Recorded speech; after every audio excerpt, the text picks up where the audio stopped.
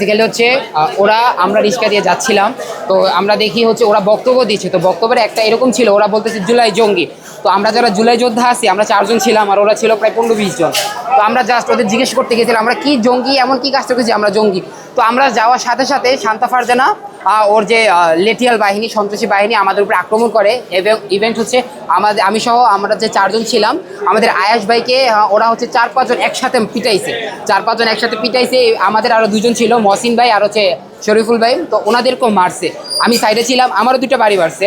তো আমরা যখন ওনারা মারছে, আমাদের মাইরা হচ্ছে আপনার হচ্ছে ইয়ের সামনে, এই হাইকোর্টের সামনে ওখানে ফালায় রেখা চলে গেছে আয়াস বাইরে। তো আমি পুলিশদের বলছি, পুলিশ ওনারা উদ্ধার করে না, আমরা মেডিকেলে আসছি ট্রিটমেন্ট নিতে। তো বেসিক্যালি হচ্ছে ওরা যখন শুনছে আমরা মেডিকেলে আসছি, তো ওদের লেঠিয়াল বাহিনী সহ ওরা আমাদের উপরে আবার আক্রমণ করার জন্য মেডিকেলে আসছিল। তো এখানকার যারা সাধারণ জনতারা আছে, তো ওনারা যখন দেখছে, কারণ ওদের তো মিডিয়া দেখাই যায়, তো ওদের সাধারণ জনগণ ওদের প্রতিহত করছে। কিছু কিছু মহিলারা ওই শান্তা ফারজানাকে ধরছিল, তো ধরার কারণে ওর এই জায়গায় ছিঁড়ে গেছে। ইভেন ও মেডিকেলের মহিলারা ওর আর কি যারা ট্রিটমেন্ট নিতে আসছিল তারাই ওকে মেরে এখান দিয়ে রক্তাক্ত করছে।